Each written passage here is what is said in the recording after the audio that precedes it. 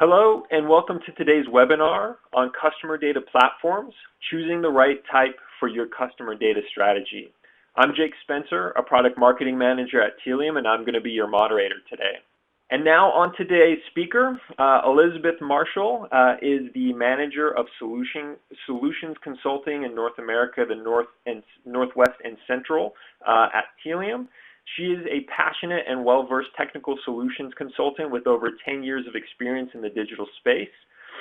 She is today supporting Helium customers and prospects and top brands in unifying their customer data to better connect with their audiences. We are super excited to have Elizabeth here today to go through this content. Elizabeth, I will let you take it away on the agenda. Thank you so much for the introduction. So good afternoon or morning, everyone. On today's agenda, we're going to be covering a number of different topics. First, starting with the state of CDPs today, where I'll discuss how the market's rapidly growing, and in that rapid growth, there's really a lot of confusion that's being generated. Then we will follow that up with a discussion of customer data to help give you a sense of what the phrase actually entails and how the breadth of your company's customer data set can really help you determine what the right strategy and technology is. Then we're going to jump into a high-level discussion of the strategies versus the technologies associated with the customer data. And lastly, we will break down the two dominant strategies driving CDP adoption today, which are really data versus campaign orchestration. And hopefully at the end, we're going to have time for additional questions. So with that said, let's just jump into it. All right, there may be a little bit delay in the progression of the slides. So really the state of CDPs today and why the market is so confusing for buyers is a topic that we usually start with. And arguably, CDPs are one of the hottest technologies out there. And really, Gartner recently released a report identifying the top 4 trends that will help to transform how marketers run their technology ecosystems. And CDPs were at the top of the list. But the report also notes that half of enterprise companies say that the CDP is their CRM system. So obviously, there's a lot of confusion going on there. So in terms of following the CDP marketplace, you've probably seen how the industry has really grown in such a short amount of time. In 2016, there were fewer than 24 vendors in the space, but as of this summer, or I guess I should now say fall, we're approaching over 100. And as this space continues to heat up, more and more companies have tried to capitalize on this hype, and now the CDP is really turning into a catch-all term for a wide variety of solutions out in the marketplace.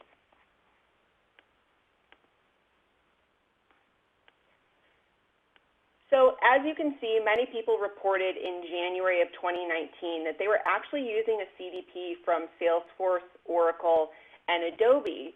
But what's interesting is if you're following the space, that none of them have actually launched a CDP still, or as I should say, they probably don't have a CDP that's officially on the market. So again, the term, the customer data platform, continues to be at risk of losing its meaning because there's so much confusion about what actually makes a CDP a CDP.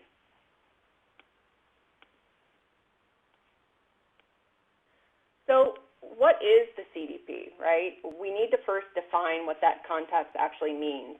And one of the groups that's trying to rein in the confusion is the CDP Institute, which has defined the CDP as a packaged software that builds a persistent, unified customer database that is accessible to all other systems.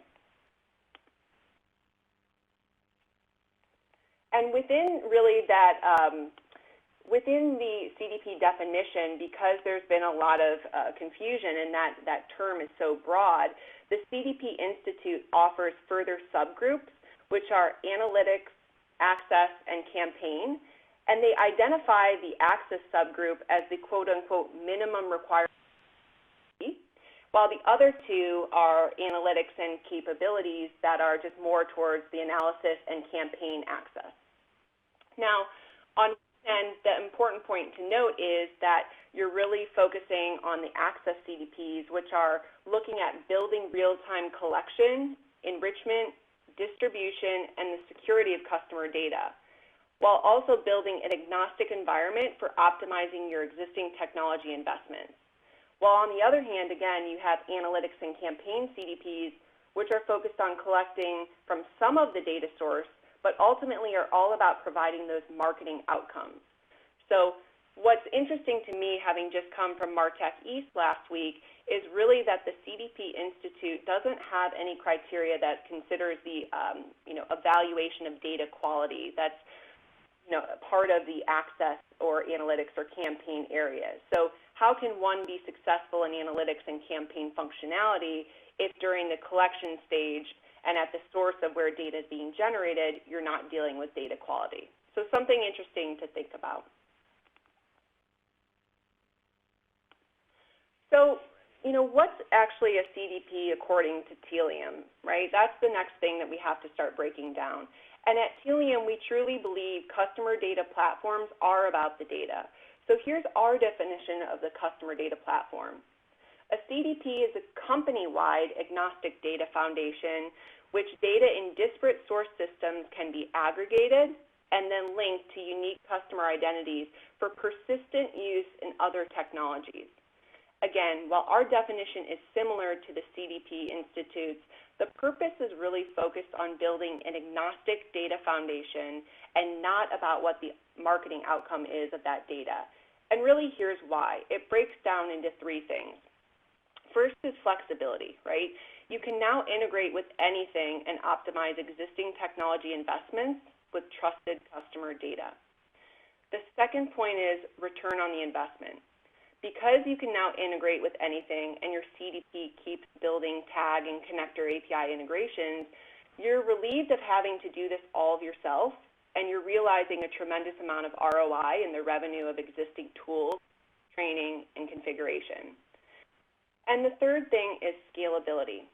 So architecturally placed as the hub in a hub and spoke model, only the Access CDP is really built to control an entire ecosystem of tools beyond marketing.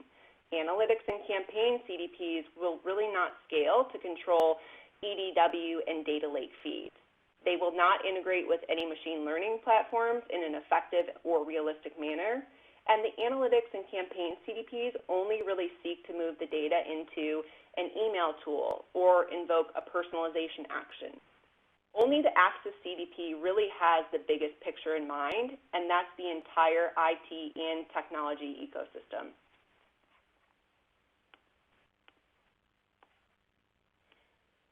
So which CDP is right for you? It's only a matter of technology. It's not only a matter of technology, I should say, but also a matter of the strategy that the technology is fueling, as well as the organization. So before we can start our strategy discussion about what you're going to do with the data, though we'll get to that in a bit, let's first talk about how you view your customer data. And let's look at the breadth of data that the enterprises really are dealing with today. So first and foremost, you have anonymous data. That's the clicks, the web page views, the IP addresses, the heat maps, preferences, abandoned carts, etc. Then we have the customer level data, and that's where you start to get into things like name, email, home address, preferred methods of payment, login information, and chat history. And if you just consider those two sets of data, it's a really excellent start of data types that you can be working with. And if I'm a marketer, I can start to execute some campaigns, build some audiences, stitch some visitors together, build some analytics, and more just based on, the anonymous and the customer level data. However, it's really a limited set of data that's going to serve a smaller number of use cases for specific teams. But there's really so much more than just these two types of data that enterprises can start to put to work, and this is really what you have to start to consider. You think about things like omnichannel or offline data sets.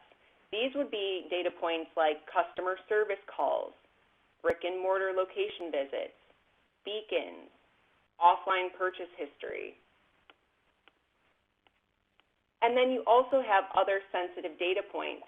These are all things that start to provide that fuller picture of the customer. However, right, it's important to note that some of these data points won't be used in marketing campaigns or analytics, but are really important to be used to fuel a broader digital transformation.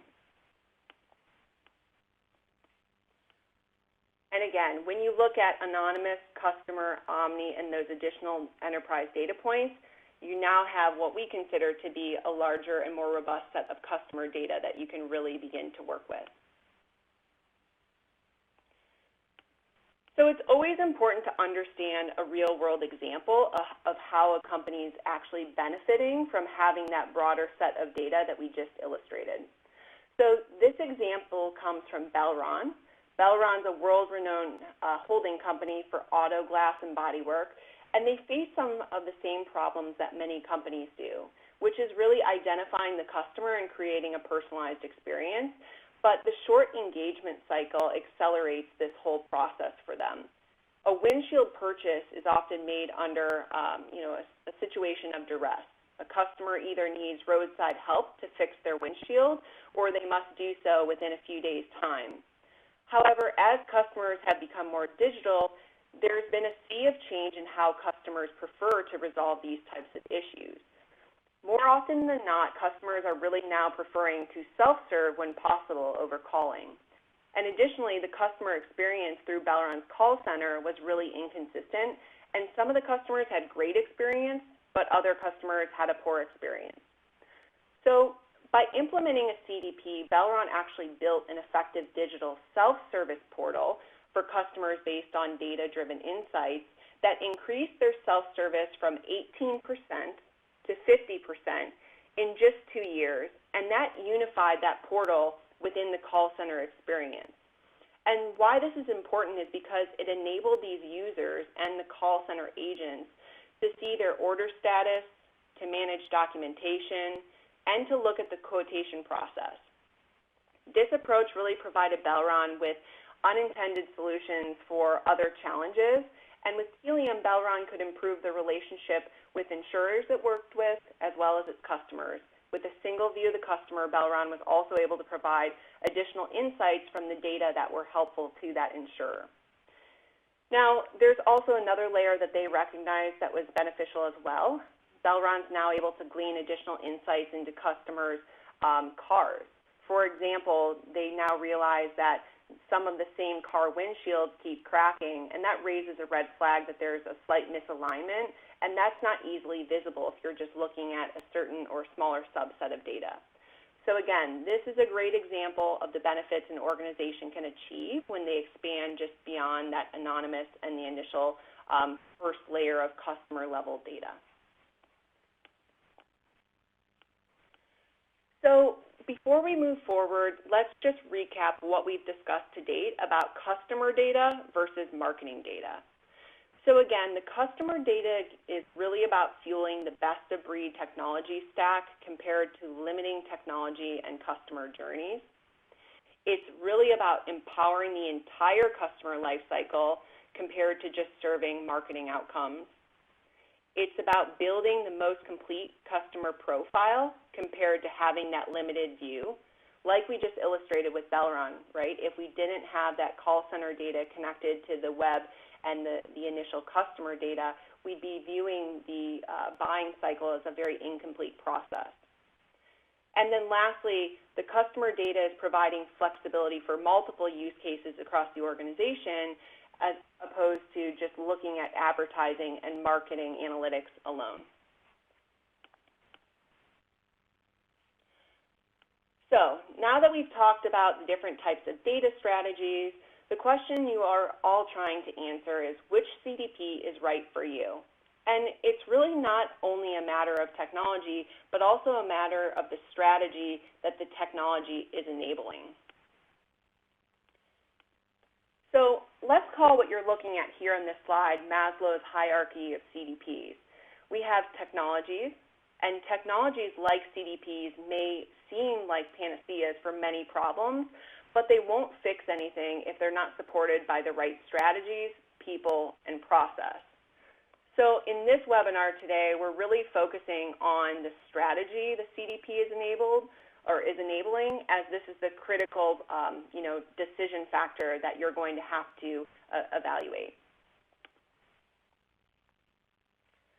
So there's two types of fundamental strategies in the eyes of Helium. There's really the data orchestration strategy versus the campaign orchestration strategy.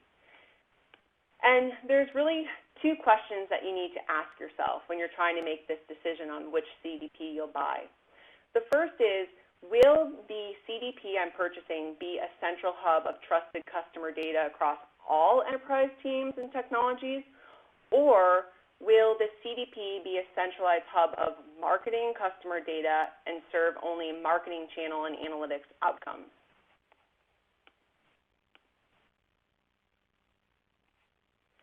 Now, let's talk about the two strategies in terms of how a typical enterprise team is set up today. Teams use tools, and really the individuals on those teams are typically specialized. You'll have a manager of CRM, you'll have somebody who's an expert in email channels, you'll have someone who's well-versed in personalization strategies, social, etc. The list goes on. And each of these tools really will trigger an experience for the customer that's really founded upon the expertise that that individual has in the specific channel.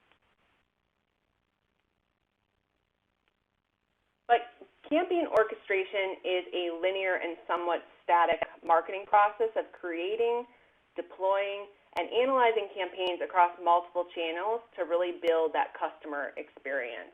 So you'll see it's requiring everything to be centralized as opposed to really utilizing the specialist in the specific channel and the tools that they are specialized in. Data orchestration, on the other hand, creates a continuous and comprehensive 360-degree view of the customer that's really distributed to multiple teams and technologies within the organization in real time. And just like what drives a beautifully orchestrated symphony, customer data orchestration becomes sheet music for which a 360-degree view of the customer is able to be orchestrated in a way that allows data to be delivered to multiple teams, tools, and technology in a cohesive and seamless way. This customer data, or in our analogy, the sheet music, provides everyone with the ability to be working off of the same data set, or the sheet music, no matter the technology or the department that they are working from. And this is really important compared to the campaign orchestration example that we just walked through. So let's recap one more time, just customer data versus campaign orchestration to hit on some of the key differentiations. So first, again, the customer data orchestration is empowering all teams across the organization versus just empowering specific channel actions. The customer data orchestration is syndicating profile data at the channel level versus triggering actions at the experience level. It is also a centralized tool to orchestrate data versus a centralized tool to determine those outcomes of what should happen. Customer data orchestration is also helping to empower the tool to determine the next best action versus limiting the technology that you've already invested in. And then lastly, the data orchestration is allowing specializations that you've hired for to remain at the channel level versus forcing an organization to be omnichannel specialists and override those teams and tools with the knowledge that they have.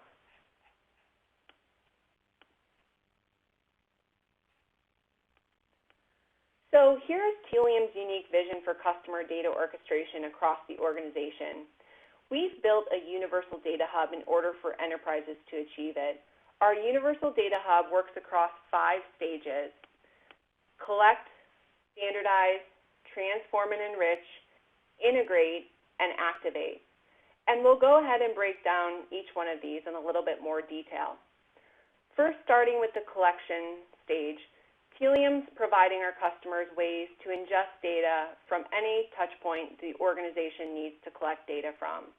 So whether it's client side through a customer's web interaction or server side through integration with your CRM, point of sale, or either other libraries that may be important to machine learning initiatives. The second is standardization.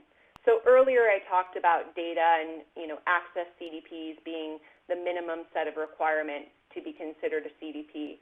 But if you don't standardize the data at the source, it makes everything that we're going to be talking about to the right-hand side less effective. So Helium really focuses on making sure that when data is collected from different touch points, we are standardizing it with a centralized and nomenclature that's unique to your business and not the third-party applications.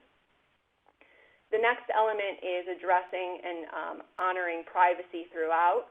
So as we collect data, making sure that we're honoring the consent of that user. As we get to the transformation enrichment, it's really about taking the data from all the different sources and making sure that we can enrich it in real time and allow you to build business rules that are easy to use and help to define who that person is and what they mean to the business. Throughout the process, resolving our identity from those multiple sources that we've collected data from. Then we move on to the integration stage. So being able to have flexibility on how this data is delivered to different systems. So whether it's delivered client-side through a tag or API through a server-side integration. It allows you to make sure you can activate or syndicate this data out about who this person is and what they mean to the business to the specific channels and technology owners so they can make the decision on how you should interact and address that customer. And then lastly, all of this information is really great first-party data that you're building up about the customer. And so the three icons at the bottom really speak to making sure that the data can end up back in your data lake, your data warehouse, or enable you with a clean correlated set of data that you can perform more strategic machine learning initiatives on. So again, we believe that we've designed the most robust tools possible to manage data and provide you with a really strategic asset. And it's a full loop as the data that you'll build and transform is all available back to the devices and channels that you started from in real time. So with that said, I want to open it up for some questions after we've addressed, the history of how we view the CDP definition, what types of data you should be working with, and the different strategies you should consider when you're evaluating a CDP. Thank you so much, Elizabeth. As Elizabeth said, we are going to do some Q&A. So for anybody, and we've got a few questions that have come in during the presentation, but for anybody on the line who would like to ask a question for Elizabeth, please use the Ask a Question feature to get those in, and we'll address those. So again, thank you, Elizabeth. I appreciate the time, and thank you for going through that content. We've got a couple questions that we can address here in the next few minutes. So first question was, how should I determine what data I should be putting into my CDP? Can you expand upon that a little bit? Yeah, absolutely. That's such a great question. And just because you have a lot of data as an organization, it doesn't mean every single data point should be going into your CDP. Think back to the different teams that may need to utilize this data or have access to the data and what the use cases are that they're trying to solve. Do you need to bring in that call center data? Do you need to bring in some of the CRM data? And have a really collaborative conversation across team and then prioritize, right? Because you're not going to buy a CDP and from day one have everything up and running and all the data flowing, right? But you may start to prioritize, first starting with web, then maybe adding mobile, then adding your CRM or your call center data. It just depends on, again, what the use case and priorities are for your organization. Fantastic answer. I would agree. It is something where deciding exactly what the outcome of the data is going to be should be informing what data is actually going into that CDP, right? My outcome is better customer experience, and I'm going to be feeding these tools, thus these data sources need to be a piece of my collection phase, should be something that that is considered. Second question, Elizabeth. You mentioned a couple categories of customer data platforms. There was access, analytics, campaign. A question came in about, user experience. Should there be a category for user experience CDPs in your opinion? Well, I think, the space is already confusing enough, right, with all the different subgroups that have to be created. So adding a new subgroup of user experience, to me, doesn't seem like something that we should be doing. I'll leave that up to David Robb and the CDP Institute for that final decision. But at the end of the day, what you're trying to accomplish when you think about the purpose of a CDP, in most cases, is really all around improving, user experience. So whether it's access, analytics, or campaign, you should be looking at each of those with the lens of a user experience in mind and making sure that you're using the data to really help improve the user experience by making it available in the systems and tools that help to drive that user experience. So, Elizabeth, thank you for that answer. An interesting question came in on the driving force behind CDP adoptions and where those come from. And given that you have been so involved in CDP deployments, I'm interested in your take here. So, Elizabeth, do you find that marketing is usually the driving force behind a CDP adoption when you talk to prospects and current Helium customers? Is it marketing that's driving that, or are there other departments that are more interested in that data being centralized and unified and all of that good stuff that a CDP provides? Yeah, it's certainly, marketers really do drive a lot of the CDP, marketing use cases. Their struggle historically has been access to the data. There's typically a team that is responsible for more of the ongoing data management, and that could be either the IT or more of the analytics groups. But marketers either would make requests for segments or lists to be pulled. Those would have to go into a different team and different tools to pull that information together. So it really seemed like they needed access to this persistent set of data in an expedient fashion to be able to drive a lot of what they're trying to accomplish. But again, as you look to other use cases, sometimes it's more about CDPs helping to improve analytics efforts because we're able to do a lot of the stitching together in real time and provide them with data where they can get to insights faster that eventually will help the marketing team.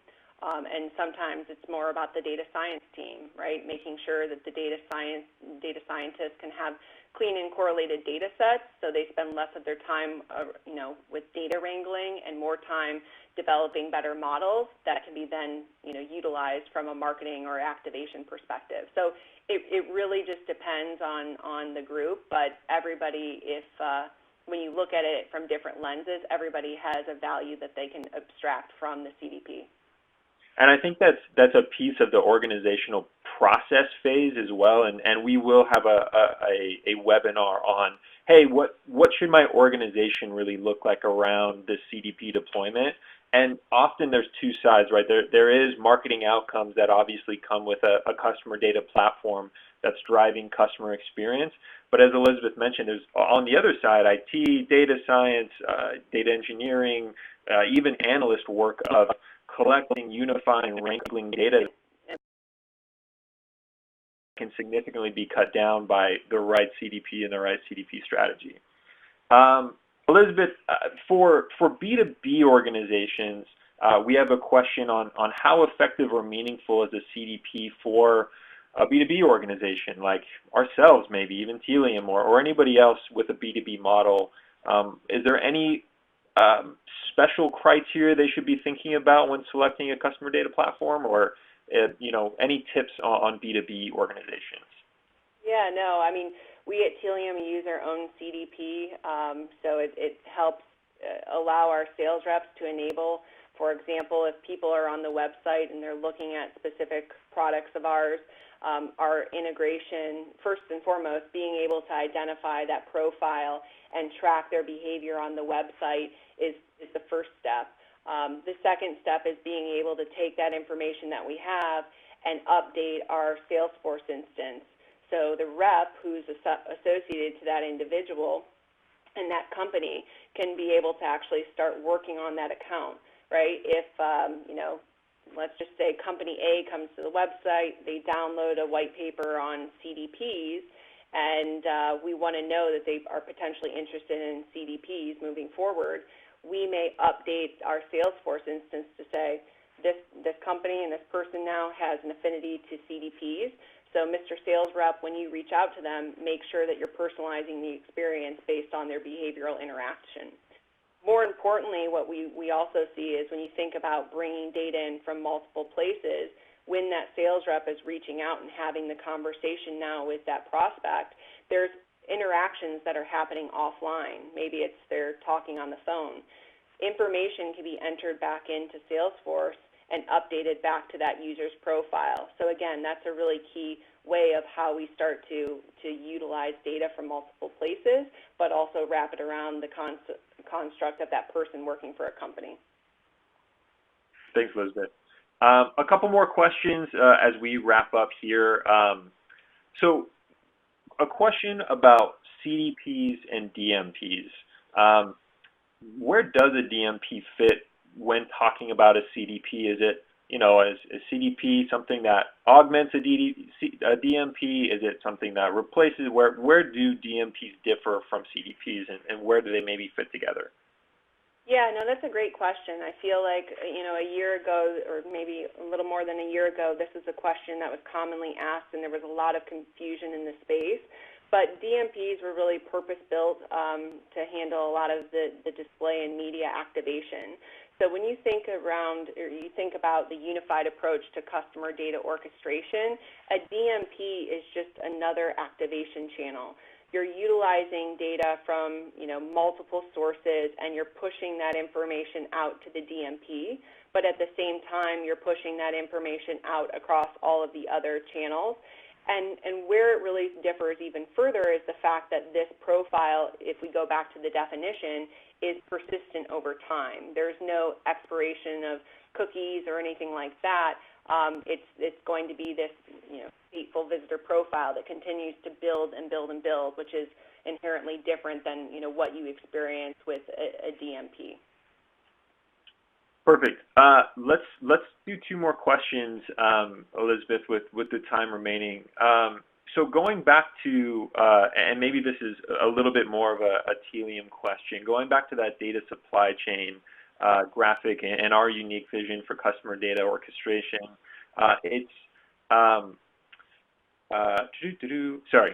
it's not clear how marketing platforms are integrating at that collect phase, such as Facebook or Google SEM or ad server data. So in terms of Helium, are we using a tagging tool to collect some of that data, a server-side tool? Are we using both in that approach? Can you talk through a little bit of the collection of data in that data supply chain? Sure, absolutely. So when we think about the collection, there's multiple ways. There's two ways that we can collect data. So client side from a web experience. So people are coming to the website, and let's say if they're clicking through from a specific display campaign, there may be query string parameters that are passed through. Immediately, we're starting to build up data about that profile based on the information that comes through from the web interaction. But let's say, for example, there are purchases that are happening offline. You may not have a person come to the website, but you still want to be able to update the customer data platform with that offline interaction. That's where the server-side integrations really become important, because you can use different integration methodologies. In this case, maybe it's an API that hits our system to update the purchase, or maybe it's more of a batch-based on a nightly basis or on an hourly basis, you're sending over the point of sale data. So that's really, if we go back to that collection, what we mean by giving you flexible methods for how you can start to ingest that data into the customer data platform. Perfect. Thank you, Elizabeth. So two more. I think one very interesting question that I wanted to add to our mix. How do you address data hygiene across all of these disparate data sources to ensure you're actually putting quality data in your CDP, which I think is an excellent question. But any thoughts there, Elizabeth, on the importance of data quality with CDPs first, and then kind of where we might address some of that? I love that this question was asked, and it's, to me, one of the most important exercises that you can go through. What we do with our customers is really look at in helping them implement that data layer strategy, making sure that there's sort of this data definition that can go across sources, not just limited to a digital source, but can really look across all of those data points that you're bringing data in from. Helium does provide different methodologies to be able to manipulate data at the source. So let's say, for example, you are bringing in data from your website and it's product underscore name, and you're bringing data in from a call center and it's p.name, right? You'd be able to manipulate that offline data or that website data to match so they're both the same. And as a result, it's easier to be able to analyze and build up that data set. Companies who don't really pay attention to data quality up front really struggle with any sort of CDP adoption. And you may take shortcuts to be able to get your CDP up and running, but long term, once you start to actually try to build things out in the CDP or start to do analysis, there's going to be issues and gaps that you're going to account for. So I'd really say, working cross-functionally as a team to look at data quality up front is probably the best approach that you can take when you're thinking about implementing a CDP. Love it. Thank you so much, Elizabeth. One last question. I think some of this question was addressed on the data quality statement, but I wondered if you had anything additional to add. So for CDPs, let's say we have a company that adopts it. How do you keep that customer data platform from being a place where data goes to die, essentially, right? This particular viewer has seen a bunch of Salesforce instances with a bunch of antiquated data that Salesforce almost becomes irrelevant, right, or untrustworthy maybe because of the antiquated data within that platform. So how do you keep that happening from a CDP? Do you have any experiences there or any tips to share? Yeah, I mean, if you're bringing data into the CDP, and hopefully I'm understanding this question correctly, but if you're bringing data into the CDP, hopefully there's somebody has an idea of how they want to utilize it, right? If you're bringing in data into the CDP and there's no idea for how it's going to be utilized, then yes, your data is going to go into the CDP and it may, for lack of better terms, die, right? Just making sure that you can audit and understand, I'm bringing into the data into the CDP. I want to make sure I can use it with Salesforce. I want to make sure I can use it with my display campaigns, as long as there's that sort of ongoing loop to know where it's coming in from, why it's coming in, and where it's going. That's really going to keep sort of everything up to date and fresh and not, quote unquote, die as this question was asking. Yeah, I think that those questions, as you go through and you say, hey, I'm going to define a strategy, I have the technology that's going to enable that strategy, now let's start scoping exactly what data I'm bringing in and what the outputs of that data is going to be, right? What the ultimate project that I'm going to achieve, right? Better customer experience or one-to-one personalization or website optimization, however you want to use that data, that should inform the data that's actually going into it in order for it not to be a swamp. And there is also what you mentioned, Elizabeth, as well, in terms of what you're making sure what you're bringing in is quality with a data layer approach, also key in order to make sure that the data in the CDP that you're looking at is trustworthy and it's the data that you actually want to put to work. Yeah, absolutely. Well, that is all the time that we have. There are a few questions on here that we did not have the ability to answer, so we will follow up with those few questions offline, and we'll be able to follow up with you one-to-one. But for those on the line, thank you so much for joining this morning. We appreciate your time. Elizabeth, thank you so much for taking the time and walking through it with us, and hope you have a good rest of your morning. Thank you so much. Thank you, everyone.